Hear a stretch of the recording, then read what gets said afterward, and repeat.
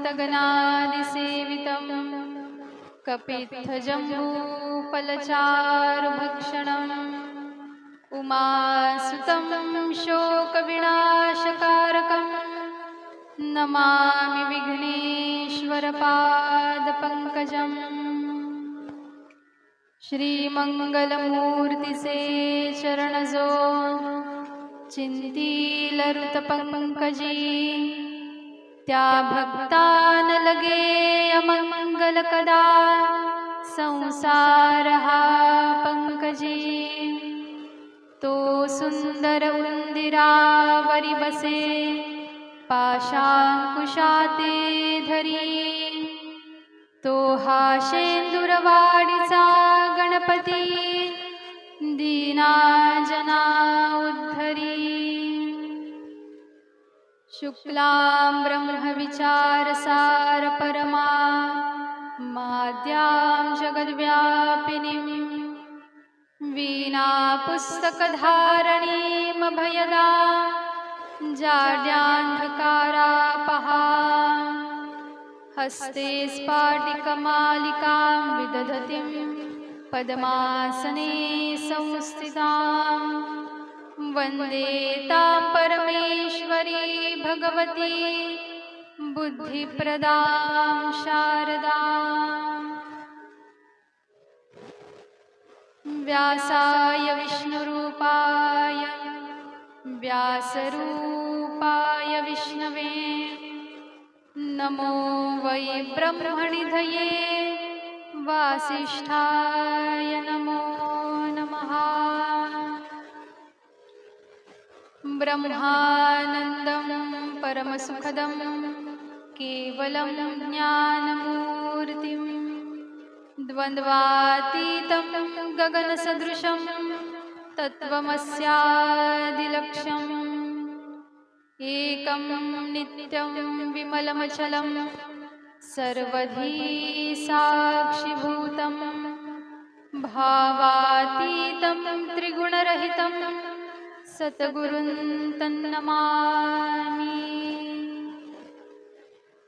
निजानन्दरूपी जरी हे समाधी जनांची निवारी पर्याधिव्याधी शिवब्रह्म विष्णु स्वरूपात्मकाला नमस्कार माझा सद्गुरु बाळकृष्ण प्रभूला। लोकाभिरामं रणरंगधीरं राजीवनेत्रं रघुवंशनाथं कारुण्यरूपं करुणाकरन्तं श्रीरामचन्द्रं शरणं प्रपद्ये।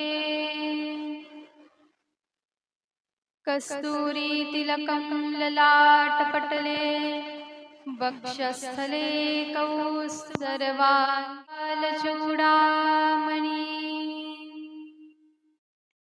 अजं रुक्मिणी प्राणसञ्जीवनन्तं परं धाम कैवल्यमेकं तुरीयं प्रसन्नं प्रपन्नार्तिहदेवदेवं परब्रह्मलिङ्गं भजे पाण्डुरङ्गम्।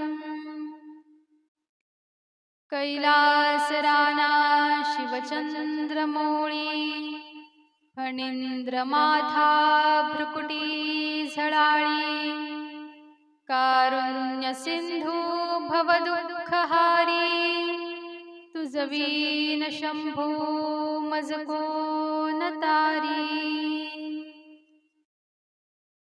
मनोजवं मारुततुल्यवेगं जितेन्द्रियं बुद्धिमतां वरिष्ठं वातात्मजं वानरयूथमुख्यं श्रीरामदूतं शरणं प्रपद्ये।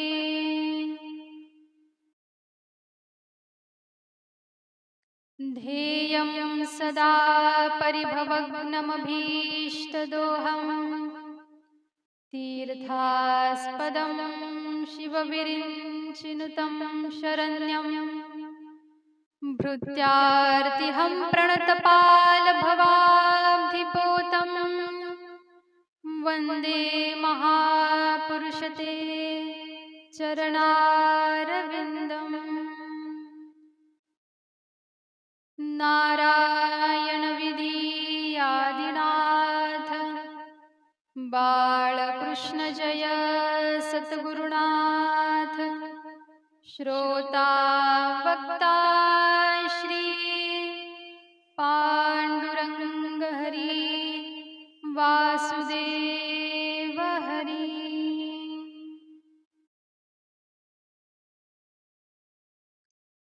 नमो ज्ञानेश्वरा नमो ज्ञानेश्वरा।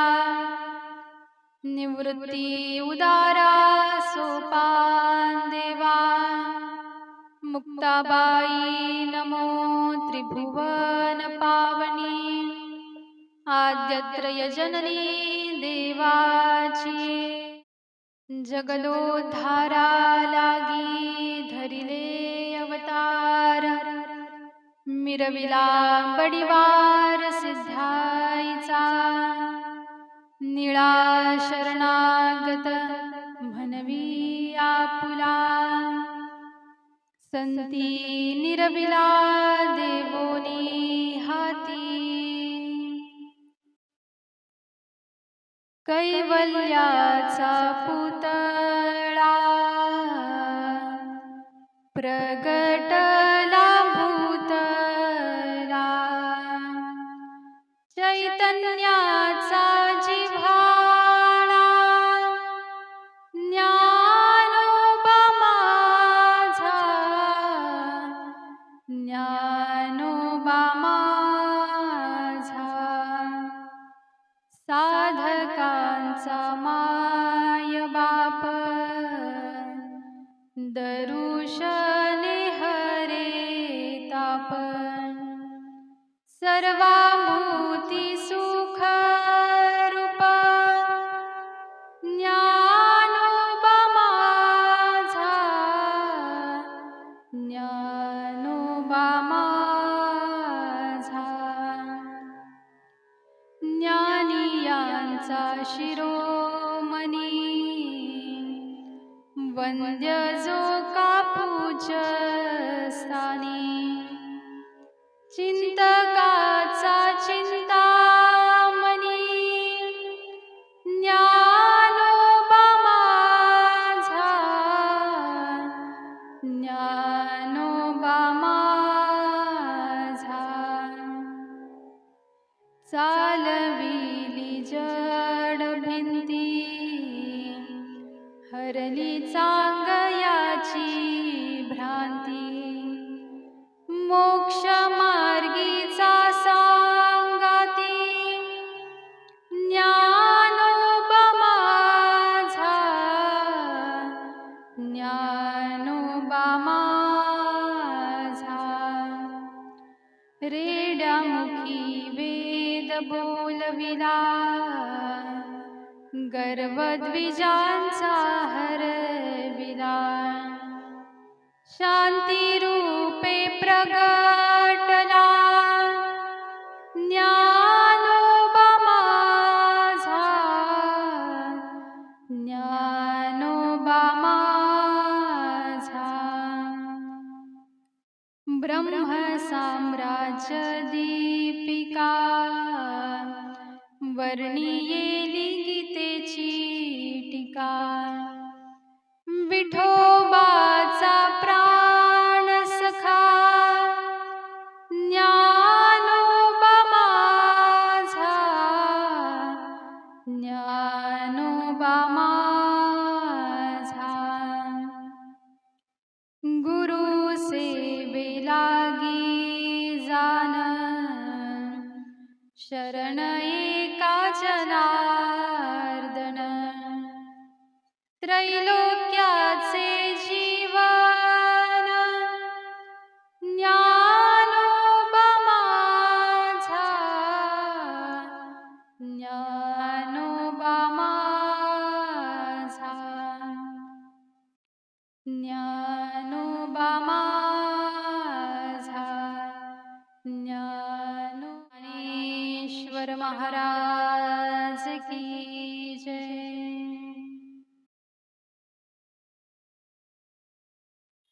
श्री हरिशरण सच्चिदानंद स्वरूप महावैष्णव योगियांची माऊली ज्ञानाची जननी असलेल्या ज्ञानोबारायांचं जीवनचरित्र गेल्या 3 दिवसांपासून तुम्ही मी श्रवण करत आहोत, ऐकत आहोत। सेवेचा आजचा आपला चतुर्थ दिन अर्थात 4था दिवस आहे।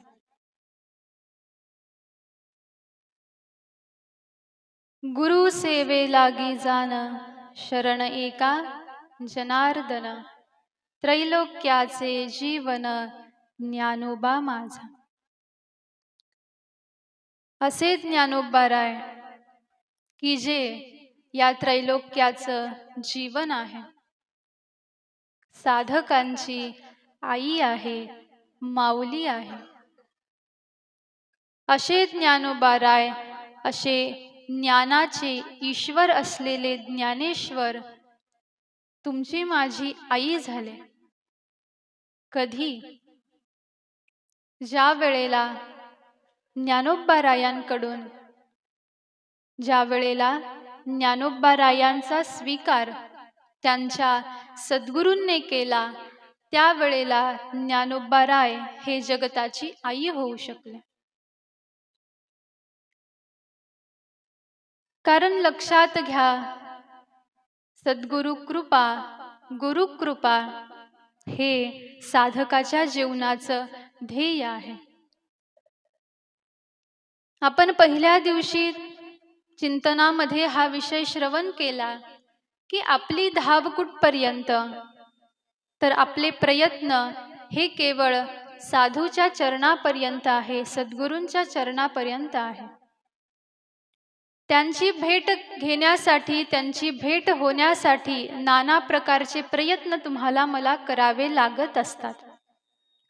परंतु एकदा जर का आपल्या सद्गुरूंची भेट आपल्याला झाली किंवा सद्गुरूंनी जर का आपला अंगीकार केला, तर तिथून पुढची परमार्थ साधना ही सद्गुरू करून घेत असतात। विशेष आपल्याला तिथून पुढे काही करावं लागत नाही, ते जसं सांगतील त्या पद्धतीनं केवळ साधना करावी लागते। म्हणून एकदा त्यांचं शरणागत झालो, त्यांची सेवा जर का तुम्ही मी आरंभ करून दिली, तर त्या सेवेच्या परिणाम स्वरूपाने ते प्रसन्न होतात, कृपावंत होतात आणि त्यांनी अंगीकार केल्यानंतर जो बोध ते तुम्हाला मला देतात, त्या बोधाच्या परिणाम स्वरूपाने भगवत तत्वाचा अनुभव तुम्हाला मला येत असतो। म्हणून सरळ जाऊन कधी कुणाला भगवंताची भेट झालेली नाही। जो साधक, जो भक्त भगवंतांची भेट घेण्यासाठी निघाला, त्याला प्रथमतः भेट झाली ती सद्गुरूंची। आणि असे सद्गुरू ज्यांना स्वतः भगवंत पाठवत असतात, कशासाठी? तर तुम्हाला मला तिथपर्यंत घेऊन जाण्यासाठी। श्रीमद भागवतामध्ये ध्रुव बाळाचं चरित्र वर्णन केल्या जातं की त्याच्यामध्ये असं वर्णन शुकदेवजी महाराज करतात की सुखाचा शोध ध्रुव बाळ घेत आहेत। वडिलांच्या मांडीवरती बसायची इच्छा होती, पण वडिलांनी स्वीकार केला नाही। ध्रुव बाळाची इच्छा होती वडिलांच्या मांडीवरती बसावं आणि सुखाचा भोग घ्यावा, सुख प्राप्त करून घ्यावं, पण वडिलांनी अंगीकार केला नाही, मांडीवरती बसू दिलं नाही। रडत रडत आपल्या आईजवळ येऊन पोहोचले। आईला घट्ट मिठी मारली आणि रुदन करायला लागली, रडायला लागले। आईनं विचारलं, बेटा काय झालं रडायला? ध्रुव बाळ म्हणतात, आई मला बाबांच्या मांडीवरती बसायची इच्छा होती, मला बाबांनी त्यांच्या मांडीवरती बसून घेतलं नाही, माझ्याकडे पाहिलं सुद्धा नाही, माझ्यासोबत बोलले सुद्धा नाही। त्यावेळेला ध्रुव बाळाची माता सुनीती आई साहेब यांनी पहिला प्रश्न केला, म्हटले बेटा कशासाठी बाबांच्या मांडीवरती बसायचं होतं? आई, मला बाबांच्या मांडीवरती बसून सुख घ्यायचं होतं. मी जर बाबांच्या मांडीवरती बसलो असतो तर मला सुख प्राप्त झालं असतं. म्हणून मला बाबांच्या मांडीवरती बसायची इच्छा होती. त्यावेळेला सुनीती माता म्हणतात, बेटा ध्रुवा, एक गोष्ट लक्षात ठेव म्हटले. ज्या ज्या वेळेला तू या जगाकडून सुखाची अपेक्षा करशील त्या वेळेला तुझ्या पदरामध्ये सुख तर येणार नाही, पण त्याच्या उलट दुःख मात्र येईल. तू या जगाकडून सुखाची अपेक्षा करू नको. तू कुणाकडूनच सुखाची अपेक्षा करू नकोस बेटा. मग ध्रुव बाळांनी प्रश्न विचारला.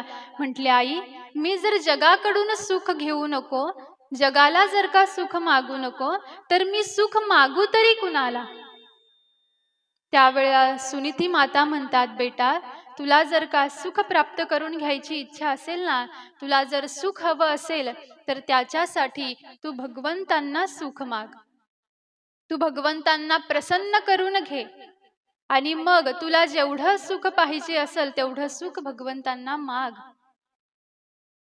ध्रुवबाळ प्रश्न विचारतात, आई, भगवंत कुठं राहतात ग?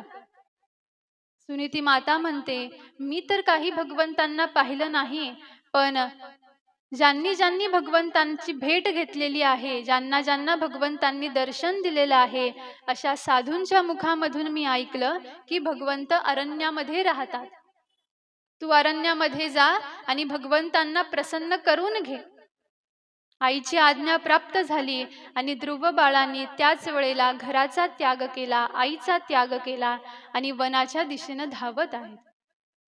संकल्प केलेला होता मनामध्ये की आता मी भगवंतांना प्रसन्न करूनच घरामध्ये परत येईल. जोपर्यंत भगवंत मला दर्शन देत नाही तोपर्यंत मी तपश्चर्या बंद करणार नाही. आणि हा संकल्प हृदयामध्ये धारण केला आणि ध्रुव बाळ वनाच्या दिशेनं धावत आहेत. हे ज्या वेळेला भगवंतांनी पाहिलं त्यावेळेला भगवंतांनी नारदजी महाराजांचं पाचारण केलं. नारदजी महाराजांना आवाज दिला. नारदजी महाराज भगवंतांजवळ येऊन पोहोचले. भगवंत म्हणतात, नारदा, माझा एक छोटासा भक्त मृत्यू लोकामध्ये आहे आणि तो मला प्रसन्न करण्यासाठी अरण्यामध्ये येऊन पोहोचलेला आहे. तू त्याची भेट घे आणि त्याला सांग की मला कसं प्रसन्न करवून घेतात. भगवंतांची आज्ञा प्राप्त झाली. नारदजी महाराज वनामध्ये येऊन पोहोचले आणि इकडे धावता धावता ध्रुव बाळ अचानक एका जागेवरती थांबले. समोर पाहतात तर समोर कुणीतरी महात्मे संत साधू उभे आहेत असं वाटलं. ध्रुव बाळाने प्रश्न केला, म्हटले, आपण साधू आहात का?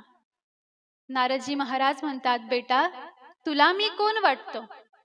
म्हटले, महाराज, मला तर असं वाटतं आपण साधूच आहात. ध्रुव बाळाने प्रश्न केला. म्हटले, मला भगवंतांची भेट घ्यायची आहे, मला भगवंतांना प्रसन्न करून घ्यायचं आहे आणि म्हणून मी या ठिकाणावरती तपश्चर्या करण्यासाठी येऊन पोहोचलो.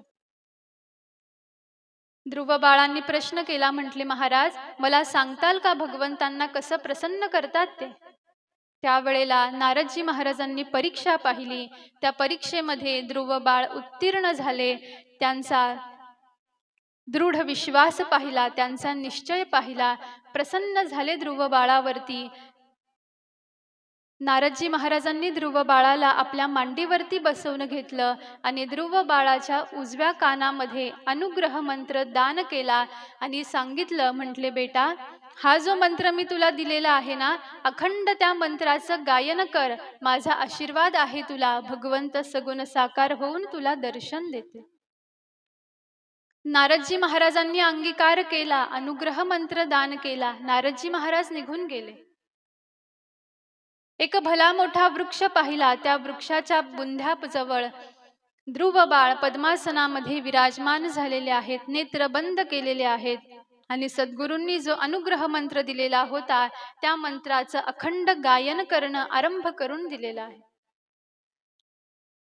तपश्चर्या आरंभ झाली. पाहता पाहता 1 महिना झाला, 2 महिने झाले, 3 महिने झाले, 4 महिने झाले, 6 महिने झाले आणि 6 महिन्यानंतर छोट्याशा ध्रुव बाळासमोर साक्षात नारायण प्रगट झालेले आहेत आणि दर्शन दिलेलं आहे ध्रुव बाळांना. असं चरित्र शुकदेवजी महाराज वर्णन करून सांगतात. आणि सांगत असताना एक सिद्धांत सांगितला. म्हटले ध्रुव बाळाचं वय होतं अगदी 5 वर्षाचं आणि साधना होती केवळ 6 महिन्याची. 6 महिन्यामध्ये या छोट्याशा बाळाने भगवंतांना प्रसन्न करून घेतलं, भगवंतांना सगुण साकार करवून घेतलं. हे कशामुळे झालं? तर याला उत्तर आहे, आधी सद्गुरूंनी अंगीकार केला, सद्गुरूंनी दीक्षा दिली आणि त्याच्यानंतर भगवंतांची भेट ध्रुव बाळाला झालेली आहे. कारण या ठिकाणावरती भगवंत स्वतः सांगतात की नारदजी महाराजांना, म्हटले नारदा, तू त्याची भेट घे आणि त्याला सांग की मला कसं प्रसन्न करतात. याचा अर्थ असा होतो की आपण कितीही ग्रंथ पठन केले, ग्रंथ वाचन केले, तरी सुद्धा भगवंतांना कसं प्रसन्न करून घेतात हे सूत्र केवळ सद्गुरूंनाच माहीत. आणि म्हणून त्याच्यासाठीच आधी सद्गुरूंचा शोध घ्यावा, सद्गुरूंची भेट घ्यावी. नुसतीच भेट घ्यावी असं नाही, तर सर्व भावे त्यांना समर्पित होऊन जावं. ज्या वेळेला ते दीक्षा देतील, ज्या वेळेला ते अंगीकार करतील, त्यावेळेला ते जसं जसं सांगतील त्या त्या पद्धतीनं जर का आपण साधना केली, तर जसं ध्रुव बाळाला 6 महिन्यामध्ये भगवंतांनी दर्शन दिलं, तसं तुम्हाला मला सुद्धा नक्कीच देतील.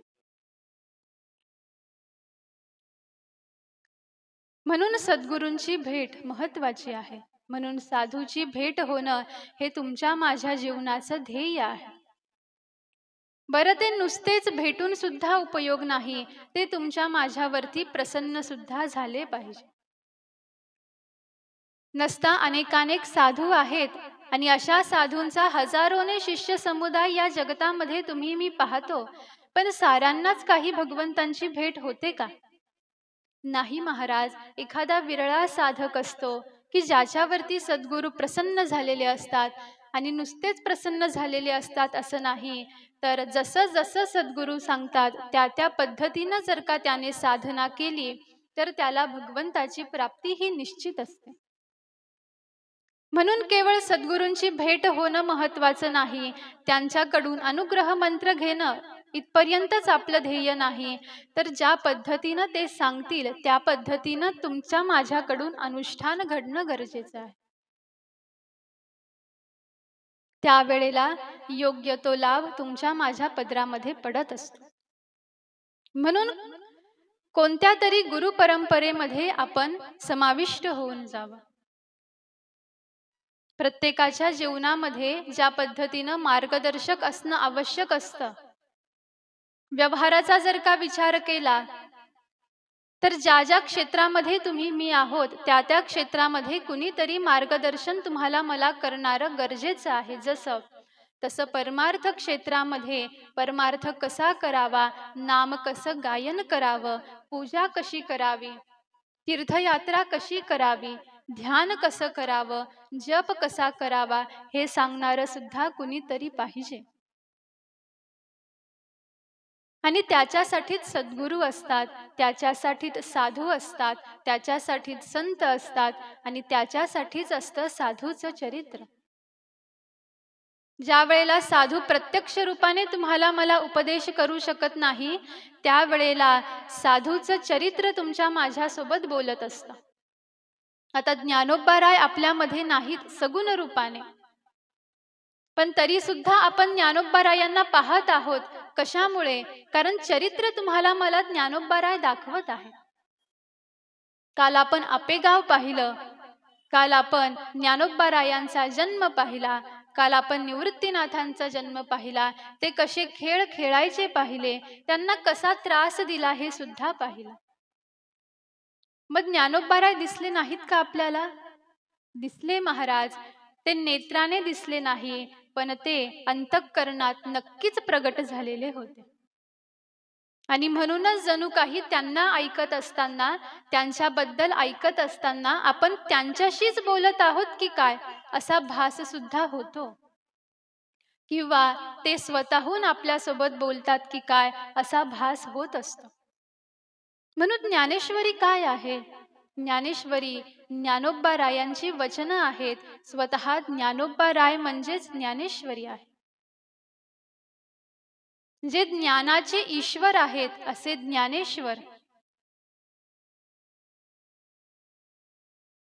आणि अशा ज्ञानेश्वरांच्या मुखामधून जी सरस्वती प्रगट झाली, जे अमृत बाहेर पडलं, ते प्रगट झालेलं अमृत म्हणजे प्रत्यक्ष ज्ञानेश्वरी आहे. म्हणून ज्ञानेश्वरीच्या माध्यमातून ज्ञानोबा राय तुमच्या माझ्यासोबत बोलतात. आपण केवळ ते ऐकायचं आहे. त्यांना ऐकता ऐकता आपोआप ते तुम्हाला मला समजूनही सांगत असतात. म्हणून ज्ञानेश्वरीबद्दल एक गुह्य ज्ञानोबा रायांनी प्रगट केलेलं आहे की ही ज्ञानेश्वरी कशी आहे. देवी जैसे का स्वरूप तुझे, तैसे नित्य नूतन हे देखीजे गीता तत्व. ही ज्ञानेश्वरी कशी आहे तर ज्या ज्या वेळेला साधक ज्ञानेश्वरीला वाचेल, ऐकेल, त्या त्या वेळेला ही ज्ञानेश्वरी त्याच्या समोर प्रत्येक वेळेला काहीतरी वेगळा अर्थ प्रगट करून सांगेल. म्हणून ज्ञानेश्वरीचं स्वरूप हे नित्य नूतन आहे, जसं आई भगवतीचं स्वरूप असतं. आई भगवती ही प्रत्येक वेळेला दर्शनाच्या प्रसंगी आपलं नाविन्य तुम्हाला मला दाखवत असते. जसं त्या पद्धतीनं ज्ञानेश्वरी सुद्धा वाचत असताना प्रत्येक वेळेला नवीन अर्थ तुम्हाला मला दाखवत असते. आपल्याला फक्त तो ग्रहण करायचा असतो, त्या पद्धतीनं आचरण करायचं असतं आणि पाहता पाहता ज्ञानेश्वरीच तुम्हाला मला ज्ञानोबा राय दाखवून देणार आहे. म्हणून तिचा आश्रय, तिचा सहारा आवश्यक आहे. आणि अशा ज्ञानोबा रायांच्या परंपरेमध्ये आपण सारे साधक मंडळी आहोत. याच्या इतकं परमभाग्य तुमचं माझं दुसरं कोणतं असेल. आज आपल्या अंतःकरणामध्ये इच्छा उत्पन्न झाली की मला माळ घालायची आहे, मला गोपीचंदन धारण करायचं आहे, मला वारी करायची आहे, मला पारायण करायची आहेत, मला नामगायन करायचं आहे. ही इच्छा जरी तुमची माझी आहे असं दिसत असलं तरी सुद्धा ही ज्ञानोबा रायांची इच्छा आहे. कारण जोपर्यंत ते ठरवत नाही, जोपर्यंत ते तुमचा माझा स्वीकार करत नाही, तोपर्यंत आपण त्यांच्या दारापर्यंत जाऊन पोहोचू शकत नाही. जणू काही त्यांना तुमचं माझं स्मरण झालं, जणू काही त्यांना त्यांच्या हृदयामध्ये तुमच्या माझ्याबद्दल कळवळा उत्पन्न झाला, त्यांनी तुमचा माझा स्वीकार केला आणि म्हणून आज आपण त्यांच्या दरबारामध्ये बसलेलो आहोत. नसता गावामध्ये माणसं काही कमी नाहीत. मग ज्ञानोबा रायांची इच्छा असती तर सारंच गाव आलं असतं ना. पण दिसतात मात्र तुमच्यासारखी थोडीशीच माणसं, जी जरी दिसायला संख्येनं कमी असली तरी भावाचा विचार केला तर तुमच्या अंतःकरणामध्ये जेवढं प्रेम आहे, जेवढं भाव आहे की त्या भावाला भुलून जणू काही ज्ञानोबा राय कृपावंत झाले आणि तुम्ही मी आज इथं या दरबारामध्ये बसलेलो आहोत. म्हणून एवढ्या लोकांमधून आपली नियुक्ती झाली, याच्या इतकी भाग्याची गोष्ट दुसरी कोणती असेल. नसता आपल्या घरी काही सुखसुविधा कमी आहेत का.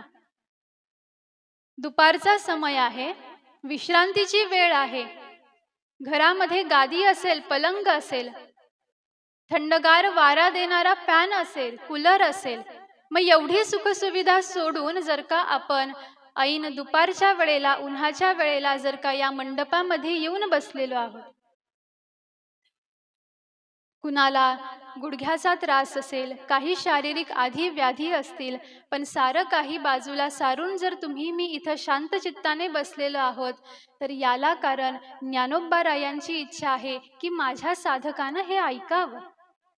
माझ्या साधकानं मला ऐकावं, कारण जोपर्यंत तो ऐकणार नाही तोपर्यंत मी त्याच्यासमोर प्रगट कसा होईल.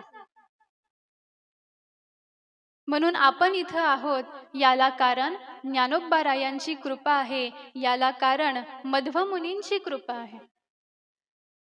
आणि अशा साधूंना नमस्कार करून, वंदन करून आपण ज्ञानोबारायांच्या चरित्रामध्ये आता प्रवेश करू. कालच्या उत्तर भागामध्ये आपण श्रवण केलं, निवृत्तीनाथांना आपल्या सद्गुरूंची भेट झालेली आहे. गहिनीनाथ हे निवृत्तीनाथांचे सद्गुरू आहे. केवळ गहिनीनाथांची भेट झाली असं नाही, तर त्यासोबत दत्तात्रय भगवंतांची भेट झालेली आहे, मच्छिंद्रनाथांची भेट झालेली आहे आणि गोरक्षनाथांची सुद्धा भेट झालेली आहे. अशी ही परंपरा, या परंपरेचे आद्य गुरु भगवान शंकर आणि त्याच पद्धतीनं दत्तात्रय भगवंत सुद्धा आहेत. आणि ही परंपरा पुढे भगवान शंकरांपासून मच्छिंद्रनाथांकडे आली. मच्छिंद्रनाथांचे शिष्य गोरक्षनाथ, गोरक्षनाथांचे 2 शिष्य गहिनीनाथ आणि अमरनाथ, गहिनीनाथांचे शिष्य निवृत्तीनाथ आणि निवृत्तीनाथांचे शिष्य ज्ञानेश्वर महाराज, सोपानदेव आणि मुक्ताबाई, आणि त्यानंतर ज्ञानोबारायांचा शिष्य संप्रदाय, सोपानदेवांचा शिष्य परिवार आणि मुक्ताबाईचा शिष्य परिवार, अशा पद्धतीनं हा संप्रदाय या मृत्यू लोकामध्ये विस्तार पावलेला आहे. भगवान सांब सदाशिव हे ज्या वेळेला उपदेश करत होते पार्वती मातेला, क्षीरसागरामध्ये दोघही जण जाऊन पोहोचलेले आहेत. भगवान शंकर समाधी अवस्थेमध्ये निघून गेलेले आहेत आणि समाधी अवस्थेमध्ये असतानाच भगवान शंकर पार्वती मातेला ब्रह्मज्ञानाचा उपदेश देत होते. पण उपदेश ऐकता ऐकता पार्वती मातेला झोप लागून गेली, त्या गाढ झोपी गेल्या. आणि त्या ठिकाणावरती पार्वती मातेसोबत एक मासुळी होती, की जिच्या पोटामध्ये मच्छिंद्रनाथ विराजमान झालेले होते. आणि भगवान शंकरांनी जो उपदेश पार्वती मातेला केला, तो उपदेश मच्छिंद्रांनी सुद्धा मासोळीच्या उदरामध्ये बसून ऐकला. भगवान शंकर तर समाधीमध्ये गेलेले होते, म्हणून भगवान शंकर सांगत असताना त्यांना हुंकार देताना मच्छिंद्रनाथ हुंकार द्यायला लागले. ज्या वेळेला अचानक भगवान शंकर समाधीमधून बाहेर आले, समोर पाहतात तर पार्वती माता तर गाढ झोपी गेलेले आहेत. मग मी सांगत असलेलं उपदेश ब्रह्मज्ञान हे कोणी ऐकलं, हे ज्या वेळेला शोध घ्यायला लागले, त्यावेळेला लक्षात आलं की या मासुळीच्या उदरामधून, पोटामधून एक आवाज येतो आहे. क्रोध आला आणि आपला त्रिशूळ त्या मासोळीकडे फेकल्याबरोबर त्या मासोळीला तो त्रिशूळ लागला आणि त्याच्या परिणाम स्वरूपाने मच्छिंद्रनाथांचा एक कान फाटला. मासोळी तर वाचली. यथायोग्य काली त्या मासोळीनं एका लेकराला जन्म दिला आणि ते बाळ म्हणजे मच्छिंद्रनाथ आहेत.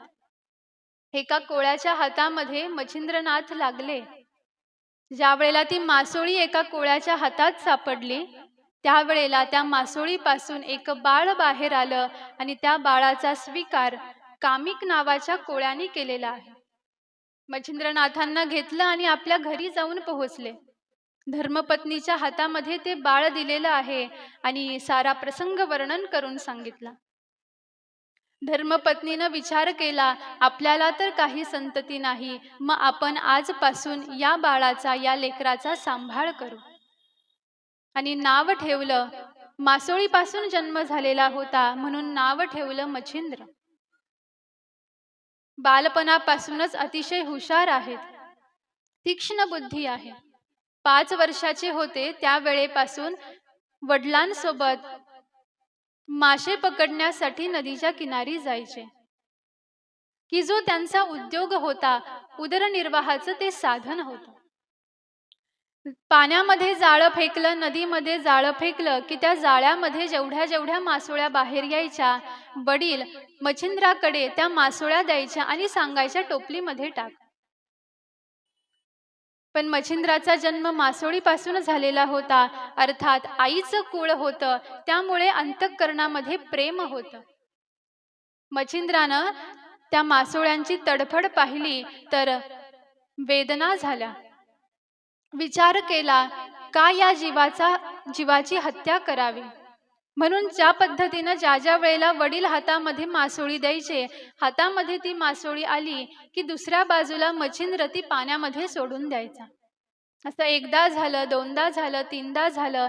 आता मात्र वडील रागे भरले, वडील रागवले आणि वडील म्हणतात, मच्छिंद्रा बेटा, हे आपलं उदरनिर्वाहाचं साधन आहे. आपण जर मासोळ्या पकडल्या नाही तर तुझं माझं पोट कसं भरेल. तुला जर का हे ज्ञान नसेल तर तू जा म्हणे इथून निघून जातो. हे जसंच बाबांच्या मुखामधून ऐकलं, मच्छिंद्रनाथांनी विचार केला, आता आपल्याला जायचं आहे. वडिलांना वाटलं मच्छिंद्र घरी जाईल, पण ते घरी गेले नाहीत. ते केदारनाथला जाऊन पोहोचले, बद्रीनाथला जाऊन पोहोचले. ज्या वेळेला बद्रीनाथ मध्ये गेले त्यावेळेला भगवान दत्तात्रयांनी सगुण साकार होऊन दर्शन दिलेलं आहे आणि ब्रह्मज्ञानाचा उपदेश त्या ठिकाणावरती मच्छिंद्रांना प्राप्त झाला. भगवत स्वरूपाची अनुभूती आली आणि असे मच्छिंद्रनाथ हे नवनारायणांपैकी एक आहेत की त्यांचा अवतार या मृत्यू लोकामध्ये झाला. मच्छिंद्रनाथ ज्या वेळेला मासोळीच्या उदरामध्ये होते त्यावेळेला त्यांनी भगवान शंकराच्या मुखामधून ब्रह्मबोध ऐकला, ब्रह्म उपदेश ऐकला. त्यामुळे भगवान शंकर सुद्धा त्यांचे सद्गुरू आहेत आणि बद्रीनाथ या क्षेत्रावरती भगवान दत्तात्रयांनी सुद्धा उपदेश केला. त्यामुळे भगवान दत्तात्रय सुद्धा त्यांचे सद्गुरू आहेत. असे हे मच्छिंद्रनाथ आणि या मच्छिंद्रनाथांचे प्रथम शिष्य झाले गोरक्षनाथ. आणि गोरक्षनाथांच्या जन्माविषयी एक विलक्षण घटना घडली. बंगाल प्रांतामध्ये चंद्रगिरी गावात एक ब्राह्मण राहत होते. त्यांच्या पत्नीचं नाव सरस्वती होतं आणि गेल्या अनेक वर्षांपासून सरस्वती मातेला संतान प्राप्ती झालेली नव्हती.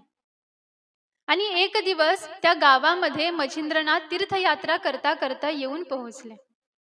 सरस्वती मातेनं विचार केला, कुणीतरी साधू आलेले आहेत म्हणून नमस्कार करण्यासाठी त्यांच्याकडे जावं.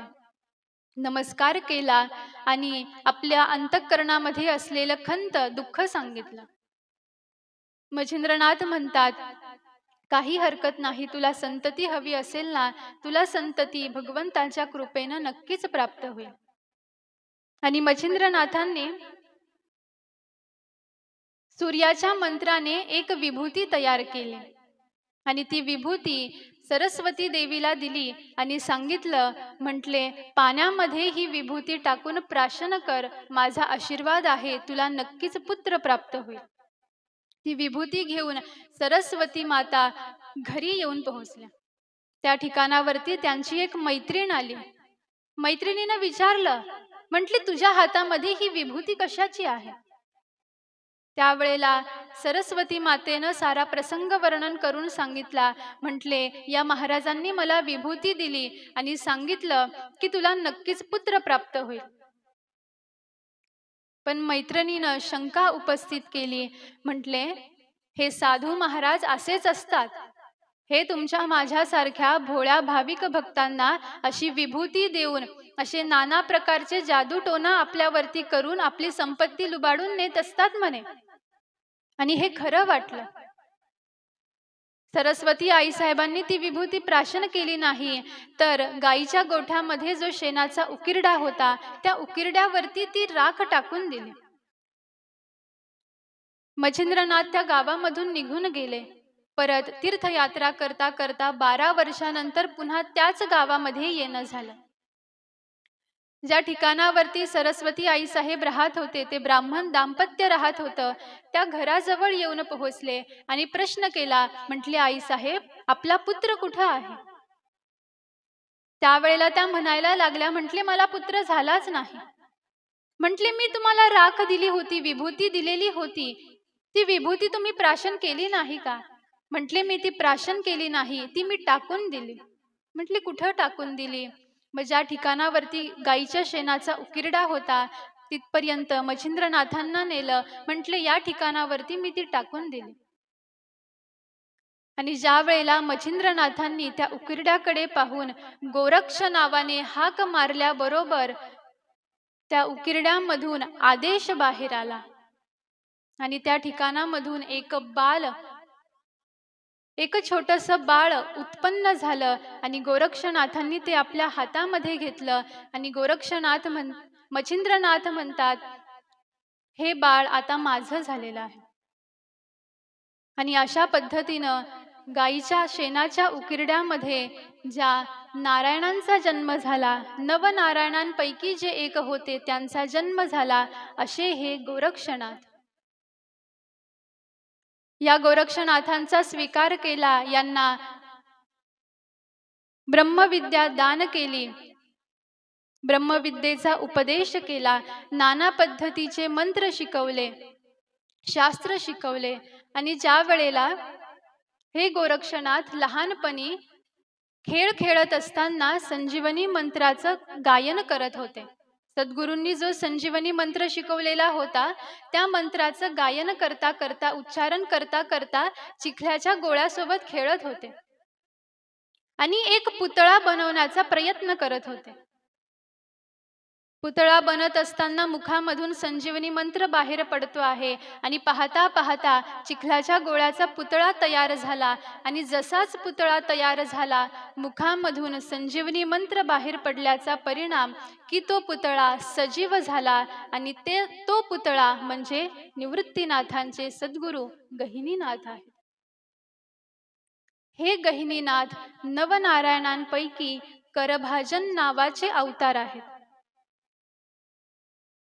चिखल्याच्या गोळ्यासोबत खेळत असताना संजीवनी मंत्र गायन झाला आणि त्याच्या परिणाम स्वरूपाने त्या गोळ्याला सजीवता प्राप्त झाली. आणि असे हे गहिनीनाथ, आणि यांनी उपदेश केला निवृत्तीनाथांना. निवृत्तीनाथांना ब्रह्मज्ञान दिलेलं आहे, गुरु उपदेश दिलेला आहे, मंत्र दिलेला आहे, अनुग्रह मंत्र दिलेला आहे, त्यांचा अंगीकार केलेला आहे. आणि सांगितलं, म्हटले निवृत्ती, मी जो तुला बोध दिलेला आहे, जो आदेश मी तुला दिलेला आहे, आता तुला तुझ्या 3 शिष्यांना अर्थात ज्ञानेश्वर, सोपानदेव आणि मुक्ताबाई यांना सुद्धा तुला आता अनुग्रहित करायचा आहे. यांच्यापर्यंत हा बोध तुला नेऊन पोहोचवायचा आहे. असा सद्गुरूंचा आदेश निवृत्तीनाथांना प्राप्त झाला. आणि अंजनी पर्वतामध्ये जे निघून गेले होते वाघाच्या भीतीनं, असे निवृत्तीनाथ परत ब्रह्मगिरीवरती येऊन पोहोचले, आपल्या आई वडिलांजवळ येऊन पोहोचले. आई वडिलांना सारा घडलेला प्रसंग वर्णन करून सांगितला आणि पुन्हा हा सारा परिवार ब्रह्मगिरीची प्रदक्षिणा पूर्ण करून आपेगाव क्षेत्रामध्ये येऊन पोहोचला. पण विठ्ठलपंतांच्या मनामध्ये ही रुखरुख होती, हे दुःख होतं की एक वेळ नाही मला आणि माझ्या धर्मपत्नीला समाजाने स्वीकारलं, काही हरकत नाही, निदान माझ्या लेकरांना तरी स्वीकारावं. आमचं आयुष्य आता संपत आलेलं आहे, पण माझा निवृत्ती, ज्ञानदेव, सोपान, मुक्ताबाई आता हे उपवर झालेले आहेत, अर्थात यांची मुंज करावी लागेल.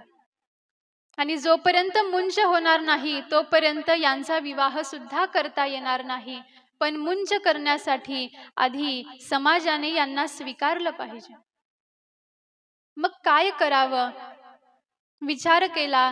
पुन्हा एक वेळेला आळंदीमध्ये जाऊ, पुन्हा ब्रह्मसभेचं आयोजन करू आणि साऱ्या विद्वानांना पुन्हा एक वेळेला आपण क्षमा मागू, माफी मागू आणि त्यांना सांगू की तुम्ही जसं म्हणताल त्या पद्धतीनं मी करण्यासाठी तयार आहे, पण तुम्ही आमच्या लेकरांचा स्वीकार करा. असा विचार केला, निश्चय केला आणि एक दिवस पुन्हा सारा परिवार हा आळंदीमध्ये जाऊन पोहोचला. ब्रह्मसभेचं पुन्हा आयोजन केलेलं आहे. ब्रह्मसभा विराजमान झालेली आहे. आळंदीमधले अनेक पंडित, विद्वान, दशग्रंथी, शास्त्रज्ञ विराजमान झालेले आहेत आणि त्यांच्या समोर विठ्ठलपंत आणि रुक्मिणी माता हात जोडून उभे आहेत.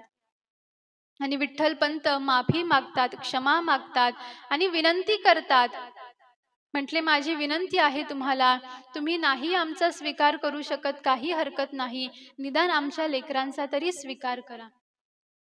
जोपर्यंत तुम्ही त्यांचा स्वीकार करणार नाही, जोपर्यंत तुम्ही त्यांना समाजामध्ये घेणार नाही,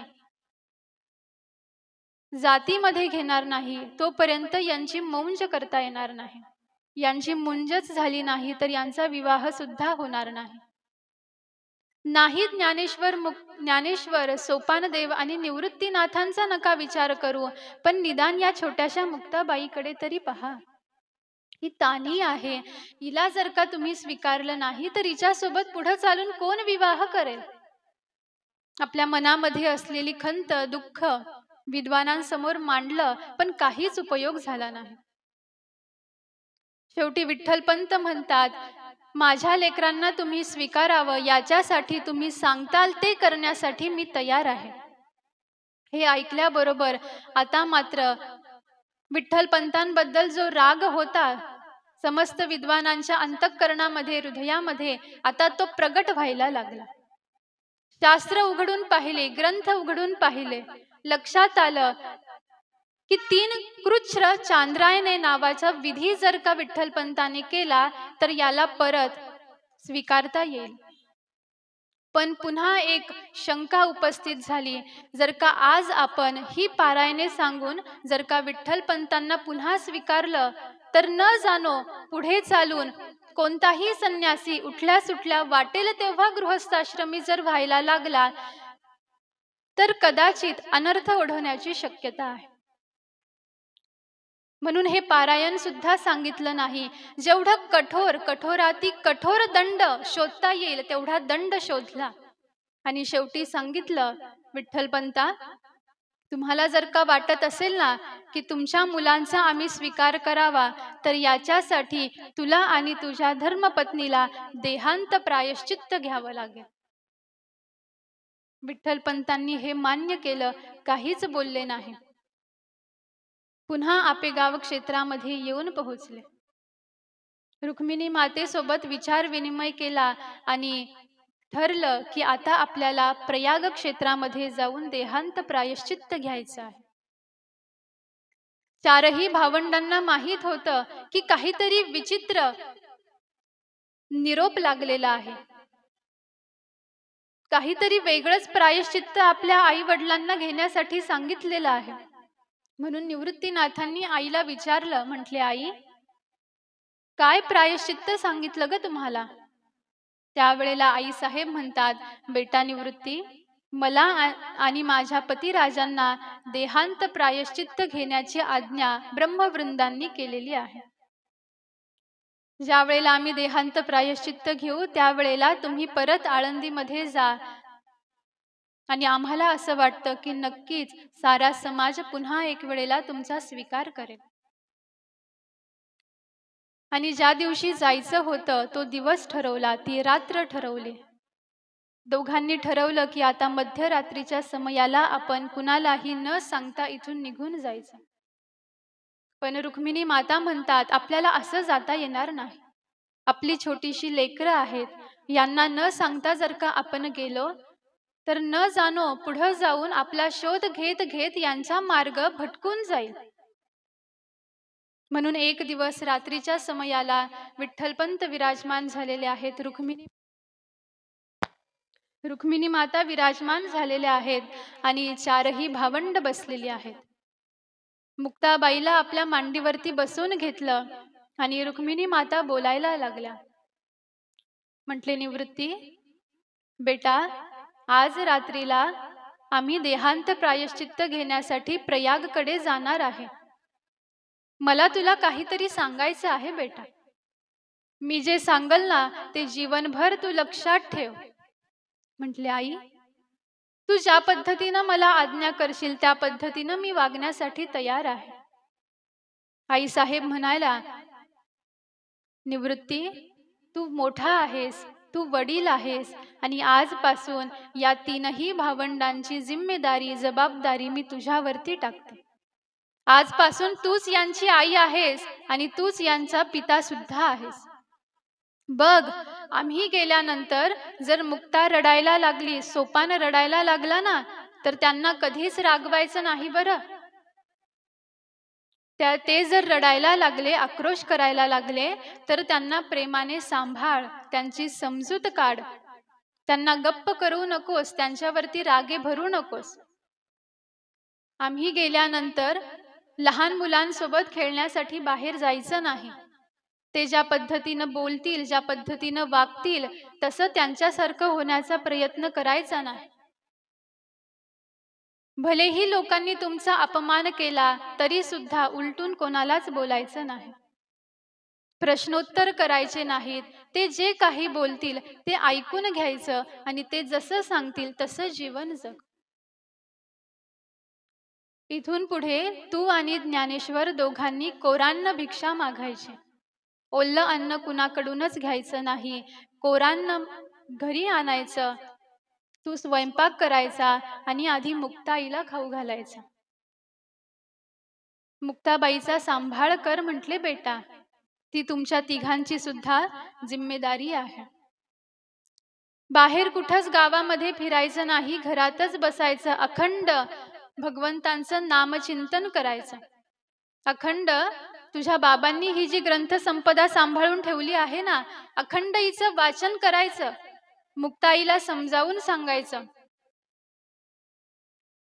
कुणाला कधीच उलटून बोलायचं नाही बेटा.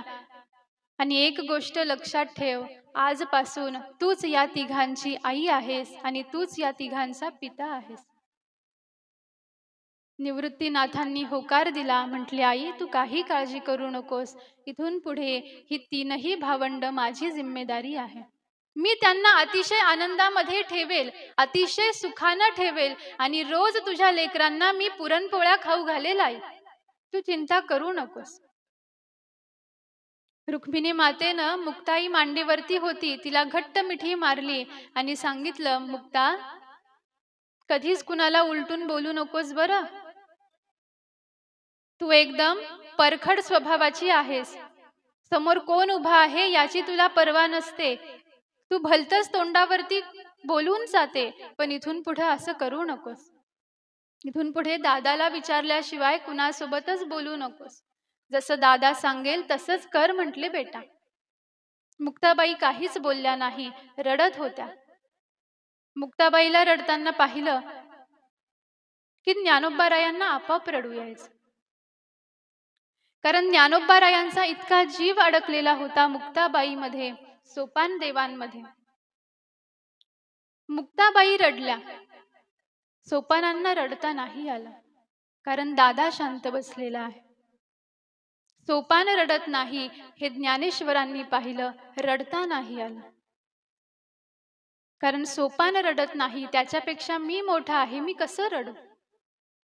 म्हणून ज्ञानोबाराय शांत बसले आणि निवृत्तीनाथ विचार करतात, आता जर का मी रडलो तर माझ्याकडे पाहून जो धीर या दोघांनी धरलेला आहे तो धीर सुद्धा हे सोडून देतील आणि न जाणो आक्रोश जर का केला तर आमच्यामुळे आमच्या माता पित्यांच्या संकल्पामध्ये व्यत्यय येऊ नये.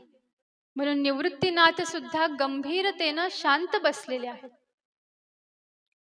याचा अर्थ असा नाही की त्यांना आई वडिलांबद्दल प्रेम वाटत नव्हतं. साधी गोष्ट आहे, भावना आहे की आज आपले माता पिता म्हणतात,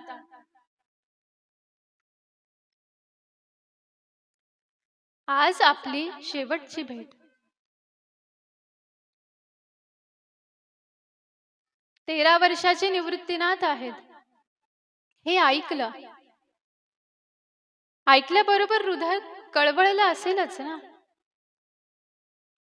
पण एक अश्रू सुद्धा आपल्या नेत्रावाटे बाहेर काढला नाही. का? कारण मी मोठा आहे. यांच्या पश्चात मला घर सांभाळायचं आहे. यांच्या पश्चात मला यांना सुखी ठेवायचं आहे. मला यांची समजूत काढायची आहे. आणि मीच जर का रडलो तर या तिघांचं कसं होईल. म्हणून निवृत्तीनाथ गंभीर अवस्थेमध्ये विराजमान आहेत आणि जसं आई सांगते, जसं वडील सांगतात त्या पद्धतीनं वचन दान करत आहे.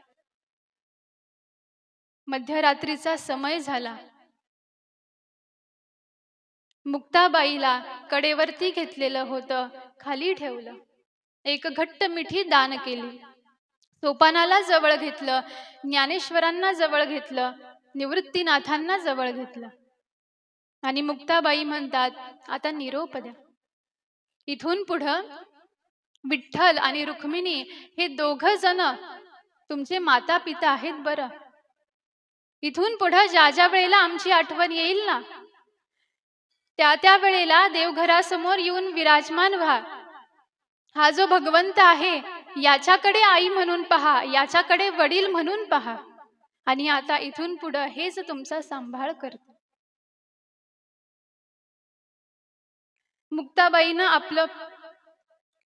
रुक्मिणीबाईनं आपलं पाऊल आता पर्णकुटीच्या बाहेर टाकलेलं आहे.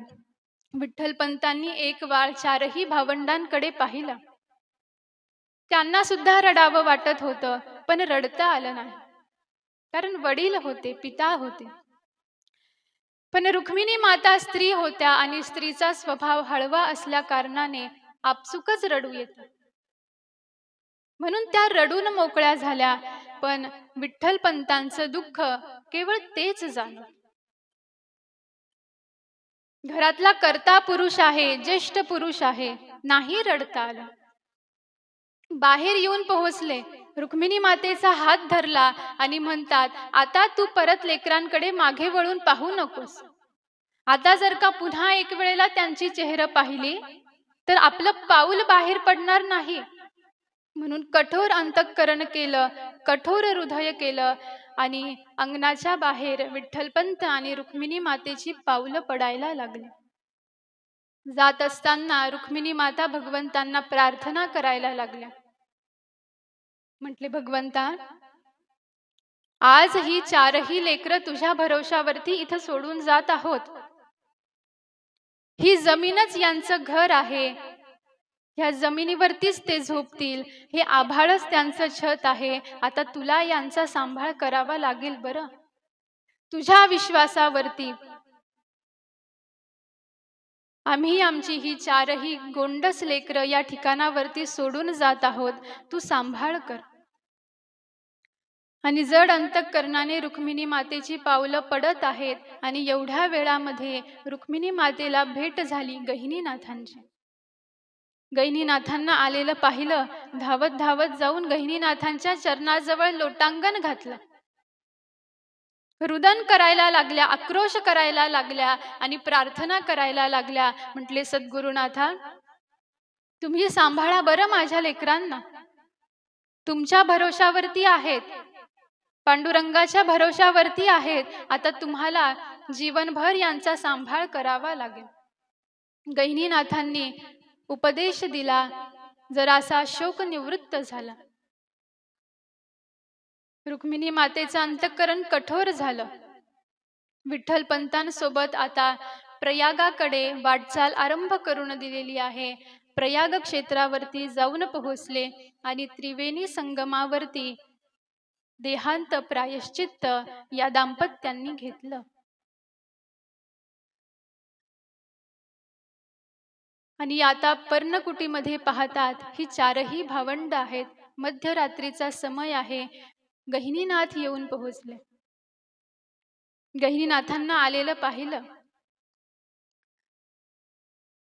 इतक्या वेळ आपला शोक, इतक्या वेळ आपलं दुःख अंतःकरणामध्ये दाबून ठेवणारे निवृत्तीनाथ, पण जसंच आपल्या सद्गुरूंना पाहिलं, स्वतःला सावरता आलं नाही. धावत धावत गेले, सद्गुरूंना मिठी मारली.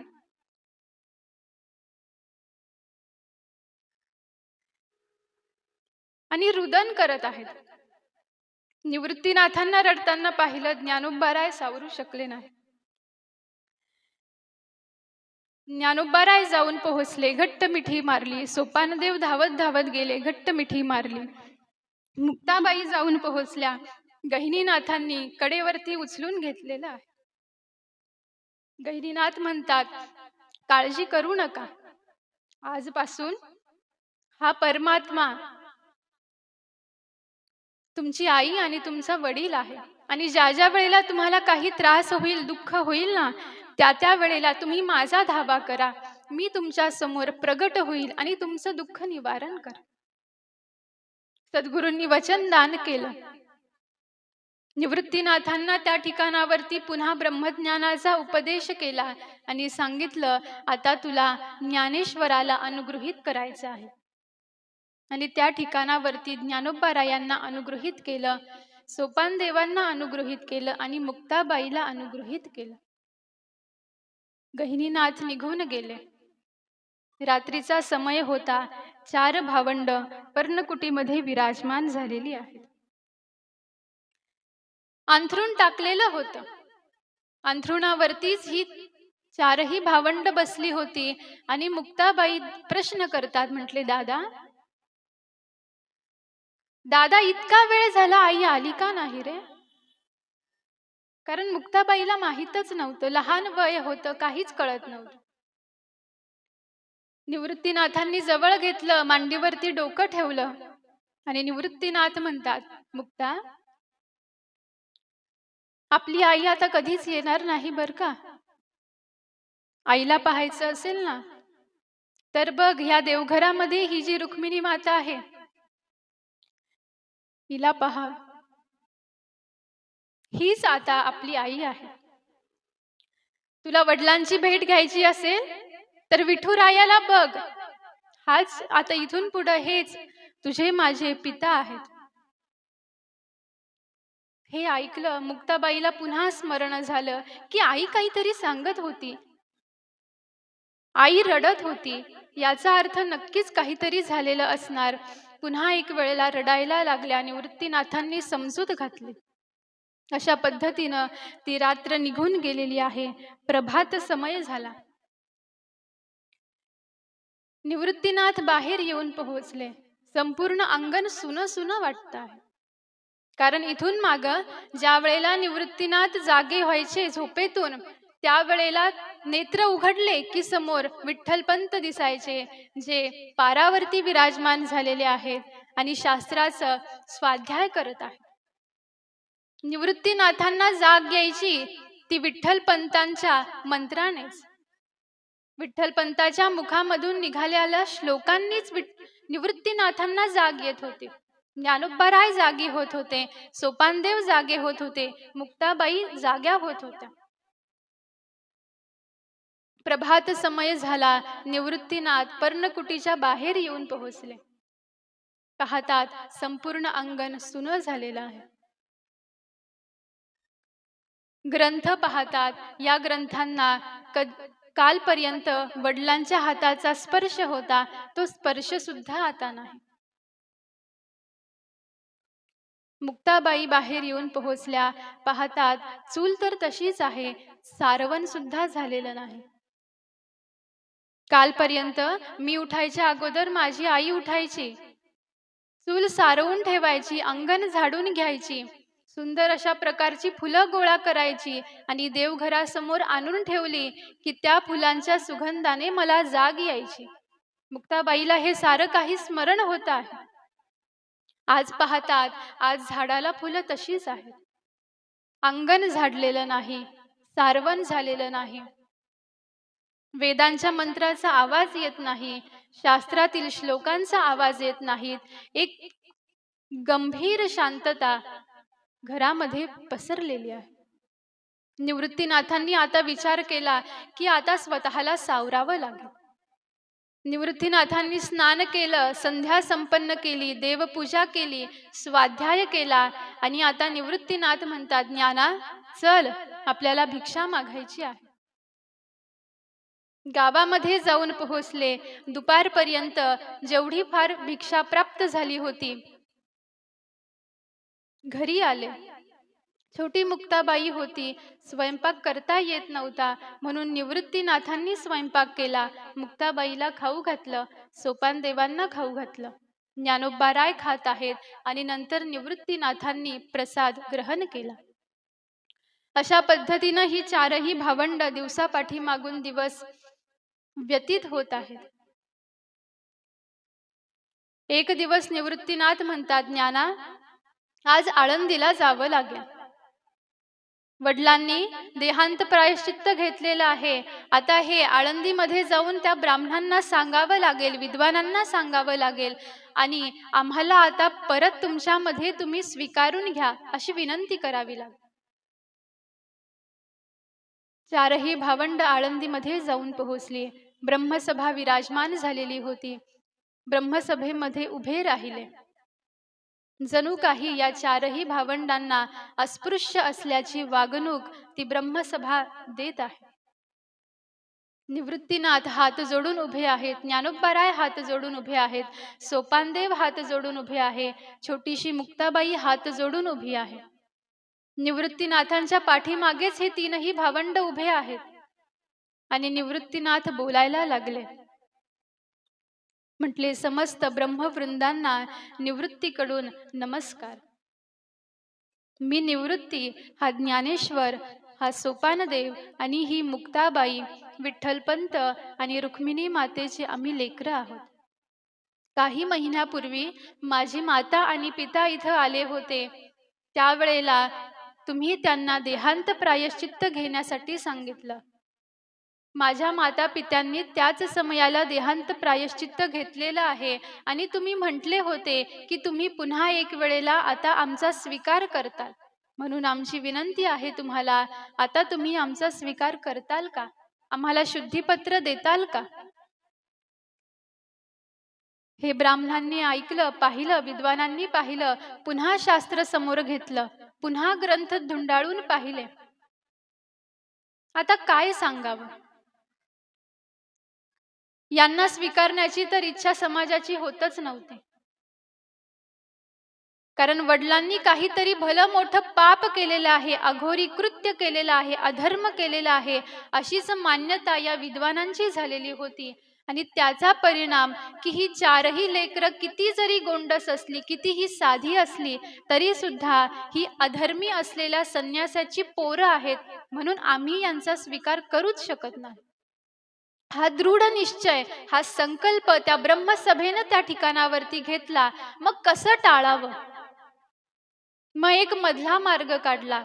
म्हटले, आम्ही तुम्हाला एक पत्र लिहून देतो. ते पत्र तुम्ही पैठणमध्ये घेऊन जा आणि पैठणमध्ये असलेल्या धर्मसभेमध्ये हे पत्र दाखवा. त्या धर्मसभेने जर का तुम्हाला शुद्धीपत्र दिलं तर आम्ही तुमचा स्वीकार करू. पहिल्यांदा सांगितलं होतं, वडिलांनी देहांत प्रायश्चित्त घेतलं तर आम्ही स्वीकार करू. देहांत प्रायश्चित्त घेतलं तरी सुद्धा इच्छा झाली नाही स्वीकार करण्याची.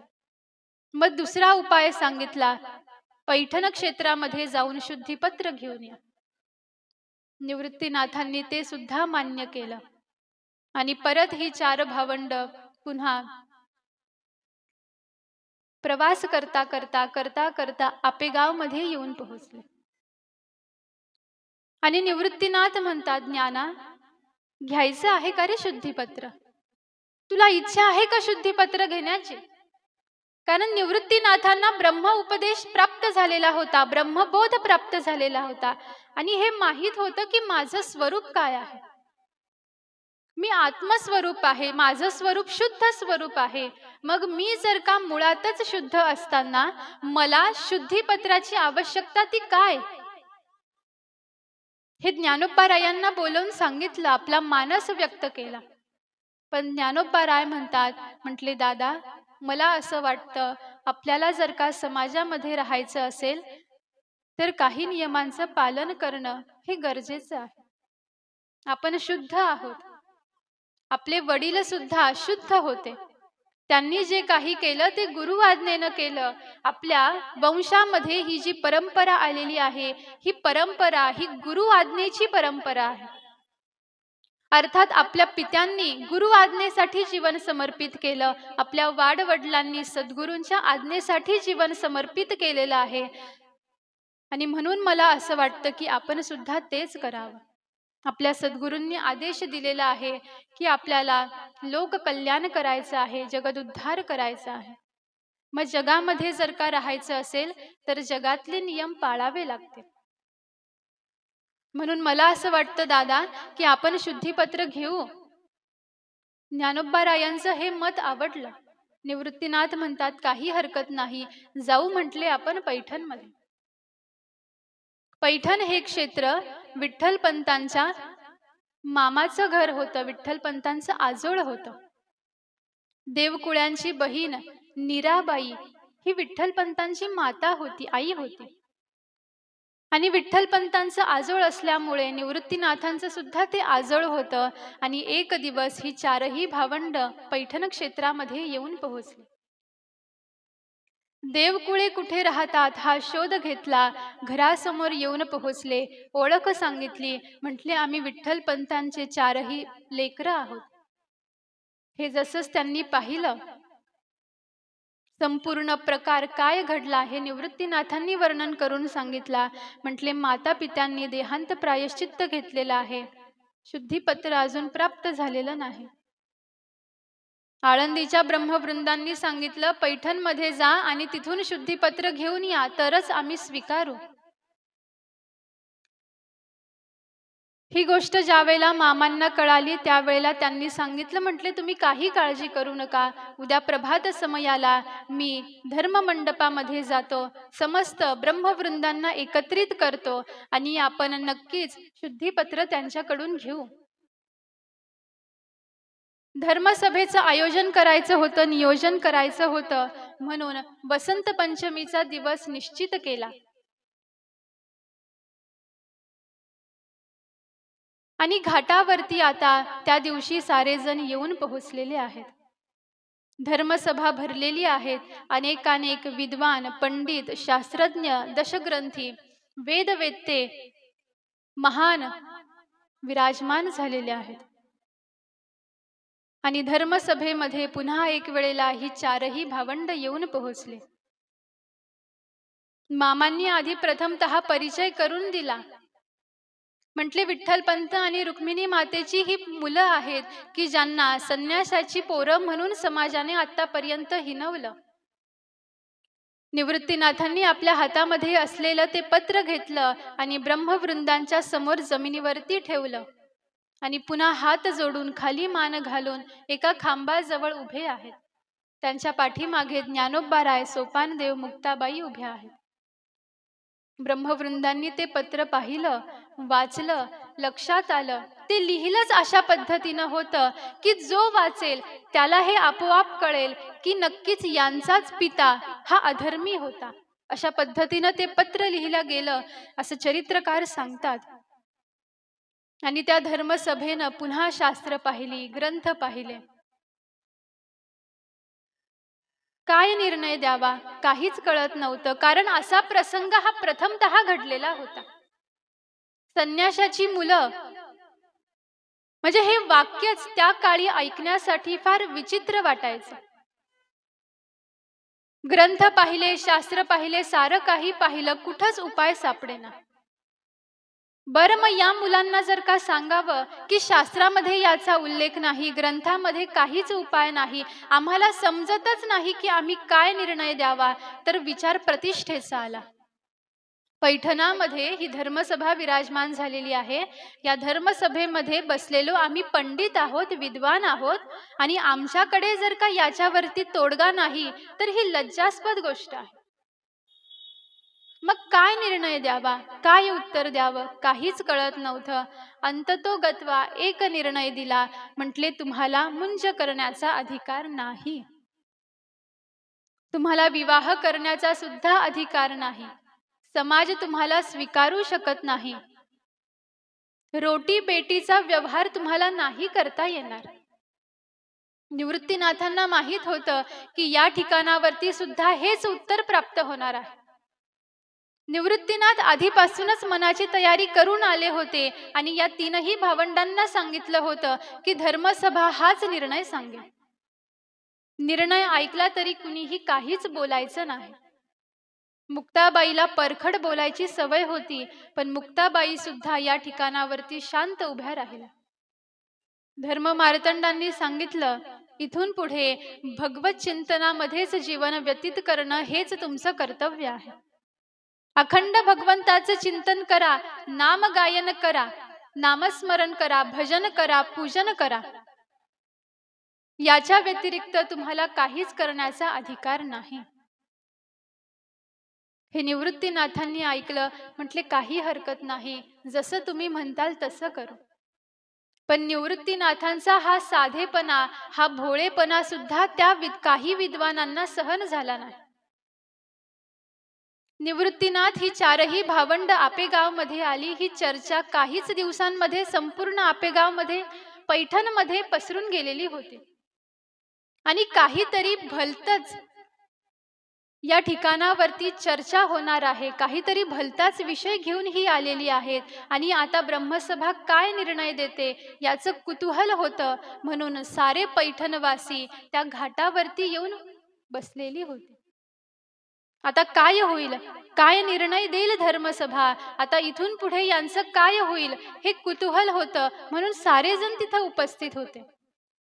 शास्त्र पाहिली, कुठं काहीच सापडलं नाही. निर्णय दिला, हरिभजन करणं हेच केवळ तुमच्या जीवनाचं एकमेव कर्तव्य आहे. निवृत्तीनाथांनी हे ऐकलं, स्वीकारलं.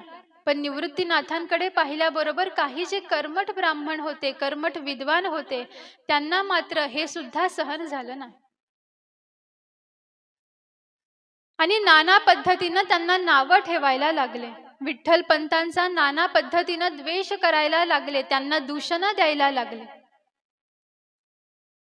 एका जणाने विचारलं, म्हटले तुमची नावं काय आहेत? म्हटले मी निवृत्ती आहे, हा ज्ञानेश्वर आहे, हा सोपानदेव आहे आणि ही मुक्ताबाई आहे म्हटले. त्यावेळेला तो म्हणतो, तुम्हाला तुमच्या नावाचा अर्थ तरी माहित आहे का? निवृत्तीनाथ म्हणतात, हो, मला माझ्या नावाचा अर्थ माहित आहे ना. निवृत्तीनाथ म्हणतात, मी तो निवृत्ती न पडेची प्रवृत्ती मार्गी, भोगी अखंड स्वसुखामृत राजयोगी. मी निवृत्ती आहे की जो कधीच प्रवृत्त होत नाही, प्रवृत्ती मार्गामध्ये पडत नाही. मी अखंड त्या परम आनंदाचा उपभोग घेणारा मी असा राजयोगी आहे, असं उत्तर निवृत्तीनाथांनी दिलं. ज्ञानोबाराय म्हणतात, मी ज्ञानदेव म्हणजे सकळागमांचा, वेत्ता असे कथीन पुसता त्रिवाचा. मी असा ज्ञानदेव आहे की मी सर्व वेद वेत्ता आहे, मी सर्व व्यापक आहे, ज्ञान स्वरूप आहे म्हटले मी. ज्ञानोबारायांनी हे उत्तर दिलं. सोपानदेव म्हणतात, सोपान मी भजन दाऊनी केशवाचे, वैकुंठ पाववीन भक्तिमतांसी साचे. मी असा सोपान आहे की जो भक्तीचं आचरण करून या जगाला दाखवून देईल की भगवंत कसे प्राप्त करून घेतात. मुक्ताबाई म्हणते, मुक्ताई मी उघडी जी जगदीश लीला, दावावया प्रगटली भुवनई कलीला. मी अशी जगदंबा आहे, अशी शक्ती आहे की या जगदीश्वराला लीला करण्यासाठी मी शक्ती प्रदान करते, अशी मी मुक्ताबाई. या चारही भावंडाच्या मुखामधून ज्या वेळेला हे ऐकलं त्यावेळेला आधीच संतप्त होते, आता मात्र तळपायाची आग मस्तकाला गेली. म्हटले, तुम्हाला लाज वाटते का स्वतःच्या नावाचा असं अर्थ सांगताना? तुमचा पिता अधर्मी होता, पापी होता, कामी पुरुष होता आणि अशा पुरुषाचे तुम्ही 4 लेकरं आहात, चांडाळ आहात, पापी आहात, पतित आहात. आणि असं असून सुद्धा तुमच्या पित्याने तुमची नावं अशी ठेवलेली आहेत ज्यांचा गौरव वेदांताने केलेला आहे. ज्ञानोबारायांकडे पाहिलं आणि म्हणतात, ज्ञाना, तू तुझ्या नावाचा अर्थ काय सांगितला आता? म्हटले, मी असा ज्ञानेश्वर आहे जो सर्व व्यापक आहे, सर्व वेद वेत्ता आहे.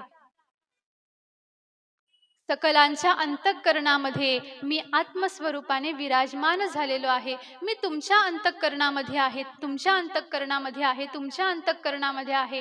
एवढंच नाही तर हा जो समोर रेडा दिसतो आहे का, त्याच्या अंतःकरणामध्ये सुद्धा आत्मस्वरूपाने मीच आहे, अर्थात तो आणि मी एकच आहोत.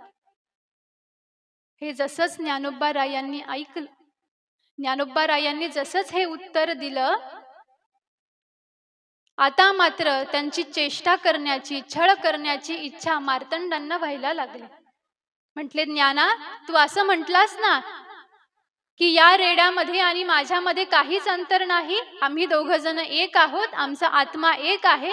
म्हटले, सिद्ध करून दाखव. तू म्हणतो आम्ही दोघ जण एक आहोत, मग याचा अर्थ असाच होतो ना की त्या रेड्याने खाल्लं तर तुझं पोट भरेल, तो रेडा चालला तर तू सुद्धा चालशील, त्या रेड्याला त्रास झाला तर तुला सुद्धा त्रास होईल का? म्हटले, हो, मला सुद्धा त्रास होईल. म्हटले, सिद्ध करून दाखव. त्या रेड्याला धर्मसभेमध्ये घेऊन आले आणि आसुडाचे 3 फटके त्या रेड्याच्या पाठीवरती मारल्याबरोबर इकडं ज्ञानोबा रायांच्या पाठीवरती त्याचे वळ उमटले. नुसतेच वळ उमटले असं नाही, तर त्याच्यामधून रक्त सुद्धा बाहेर यायला लागले. हे जसंच लोकांनी पाहिलं, भाविकांनी पाहिलं,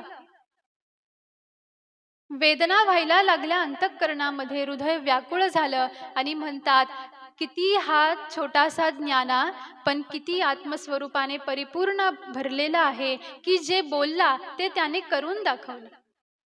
गौरव केला ज्ञानोबा रायांचा. काही विद्वानांच्या मनामध्ये जी शंका होती त्या शंकेचं सुद्धा निरसन झालं. पण काही जे कर्मठ होते त्यांना हे सुद्धा सहन झालं नाही आणि ते म्हणायला लागले की का नाही होणार म्हटले याच्याकडून. याच्या वडिलाने, याच्या बापाने जीवनभर तीर्थयात्रा केली. तीर्थयात्रा करता करता प्रवासामध्ये याने अनेक जादू, टोना, बंगाली विद्या शिकली असेल आणि तीच विद्या याने यांना शिकवली असेल. मग हे होणं यात विलक्षण काय आहे? ज्ञानोबा राय म्हणतात, तुम्हाला माझ्याबद्दल काही बोलायचं असेल तर तुम्ही खुशाल बोला, पण निदान माझ्या वडिलांना दूषण देऊ नका. ज्ञानोबा रायांचा एवढा सरळ भाव, एवढं प्रांजळ वचन सुद्धा सहन झालं नाही. ज्ञाना, तू आता बोललास, हे परत एकदा सिद्ध करून दाखव. आणि तुम्ही शुद्धीपत्र घेण्यासाठी इथं आलेला आहात ना, मग तुम्हाला शुद्धीपत्र त्याच वेळेला भेटेल ज्या वेळेला या जड मतिमंद असलेल्या रेड्याच्या मुखामधून तुम्ही जर का वेद वदवून दाखवला तर ही धर्मसभा तुम्हाला शुद्धीपत्र देईल. ज्ञानोबा रायांनी हात जोडले. ज्ञानोबा राय म्हणतात, तुमच्यासारख्या महान ब्राह्मणांची, विद्वानांची जर का अशी इच्छा असेल तर तुमच्याच कृपेनं हे सुद्धा पूर्ण होईल. ज्ञानोबा राय त्या रेड्याजवळ जाऊन पोहोचले. त्याच्या मस्तकावरती हात ठेवला, पाठीवरून हात फिरवला आणि म्हणतात, बेटा बोल. पण याच्या अगोदर आधी ज्ञानोबा रायांनी विचारलं, म्हटले, तुम्हाला कोणता वेद ऐकायचा आहे? वेद 4 आहेत, तुम्हाला काय ऐकायचं आहे? त्यावेळेला महात्म्यांनी सांगितलं, म्हटले, आम्हाला ऋग्वेद ऐकायचा आहे. कर्मठांनी आधीच विचार केलेला होता की ही गोष्ट तर ज्ञानाकडून शक्यच नाही आणि हे जर का याच्याकडून झालंच नाही तर यांना शुद्धीपत्र देण्याचं काही कामच नाही आणि म्हणून हा विषय या ठिकाणावरती सुद्धा टळावा म्हणून हा एक उपाय सांगितला. पण आता मात्र ज्ञानोबा राय सज्ज झाले, रेड्याजवळ येऊन पोहोचले, मस्तकावरती हात ठेवला, पाठीवरून हात फिरवला आणि म्हणतात, बेटा बोल.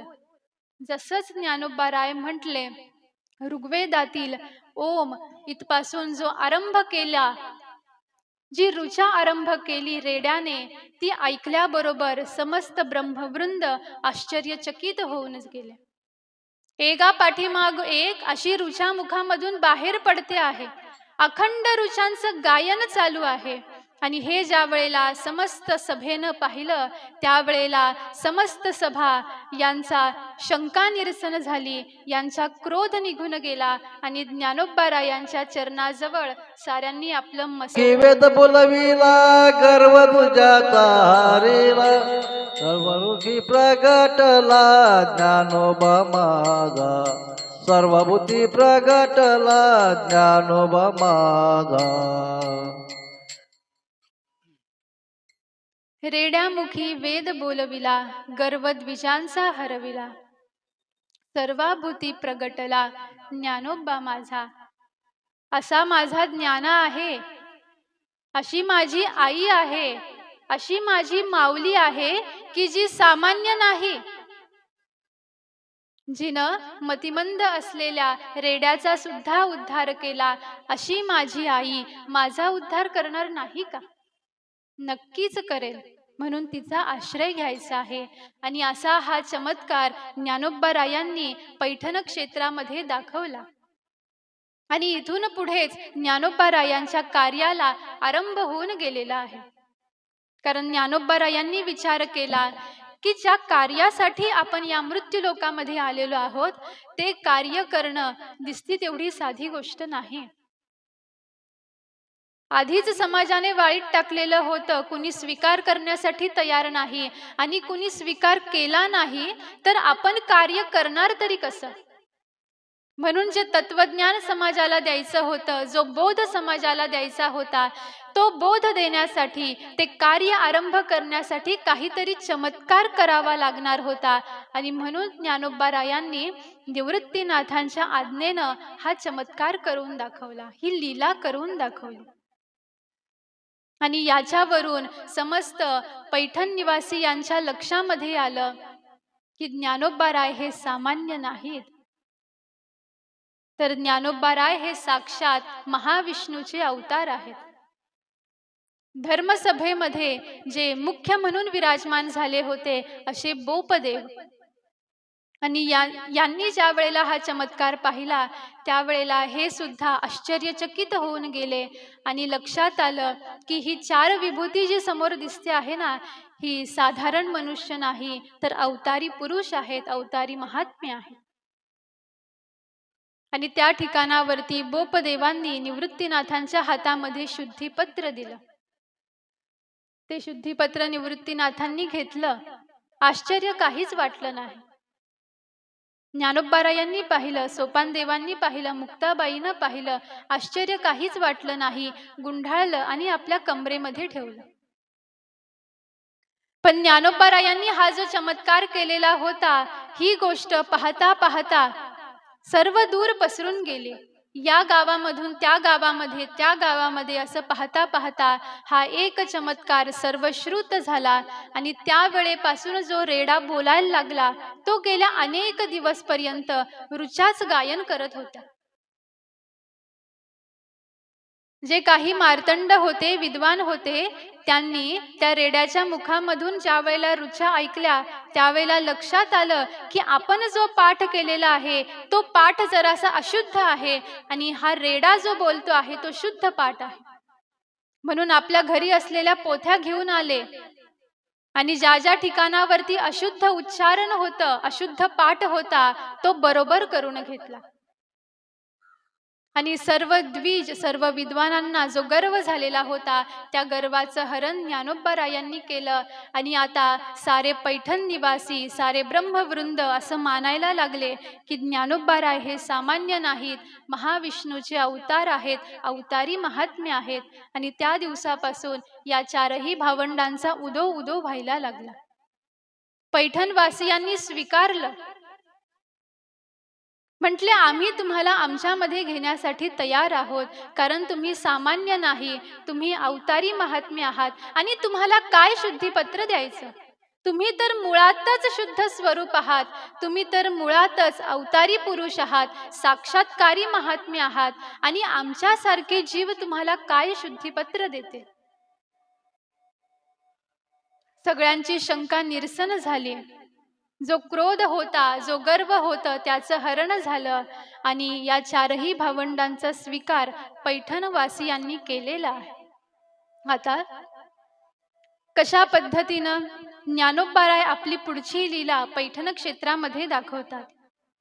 पैठणमध्ये राहत असताना ज्ञानोबारायांचा दिनक्रम कसा होता, त्यानंतर तीर्थयात्रा करता करता नेवाशा क्षेत्रामध्ये ज्या वेळेला येणं झालं, त्यावेळेला काय लीला ज्ञानोबारायांनी केली हा सारा कथाभाग तुम्ही मी सुद्धा ऐकू उद्याच्या सत्रामध्ये। झालेली सेवा गुरु महाराजांच्या चरणी समर्पित करू आणि देऊ या ठिकाणावरती आजच्या सेवेला पूर्ण विराम।